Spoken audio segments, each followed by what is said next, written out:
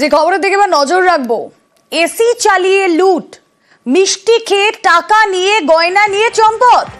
Private রোডে, দমদমের private রোডে বাড়িতে লুট, 12 লক্ষ টাকা সহ সোনা দানা লুট, আলমারি ভেঙে লুট, নগদ গয়না, বাড়িতে কেউ না থাকার সুযোগে লুটপাট। কথা বলবো, অনুপ চক্রবর্তী প্রতিনিধি রয়েছেন আমাদের সঙ্গে। অনুপ, বাড়িতে কেউ নাই থাকতে পারে, চোরেদের কাছে এই লিড এলো কি করে যে বাড়িতে কেউ নেই, এবং তাদের পক্ষে ঢোকাটাই বা এত ইজি হলো কি করে? তাহলে কি পরিচিত কেউ জড়িত? পুলিশ যখন তদন্ত নামে, এক্ষেত্রে কিন্তু পুলিশ এমনটাই নিশ্চিত করছে যে পরিচিতরাই কিন্তু জড়িত, এবং এই যে টিপ দেওয়া হচ্ছিল পরিচিতের পক্ষ থেকে কিন্তু আগে থেকে ইনফরমেশন লিক করা হয়েছিল। বাড়িতে 27 তারিখ থেকে তারা নেই, মুম্বাইয়ে তার মেয়ের বাড়িতে গিয়েছে বিশ্বজিৎ পাল, তার দম্পতি অর্থাৎ।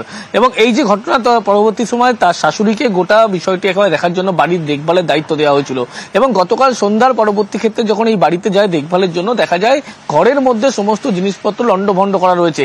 এরপরেই একেবারে বিশ্বজিৎ পালের দাদাকে গোটা বিষয়টি জানায়। তারা যখন আসে, দেখে আলমারি ঘরের মধ্যে ভাঙা এবং সমস্ত জিনিসপত্র যেখানে সেখানে ছড়িয়ে ছিটিয়ে রয়েছে।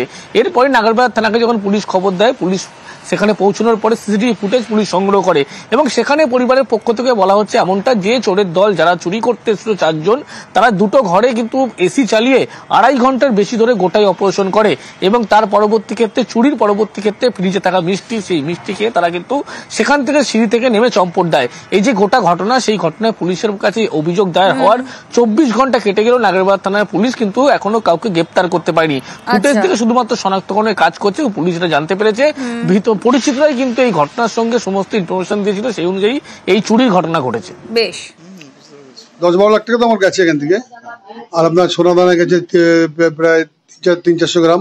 আমরা এর মধ্যে রাত্রে কেউ ছিলাম না, সব নিয়ে গেছে, কিছু নেই। আর গেট খুললে দেখি ঠাকুর ঘরের দরজাটা খোলা, এই ঘরের দরজাটা ঠেলা দিলাম, পরে খুলে গেল, খুলে দেখলাম এই অবস্থা, সব এরকম এলো গেল।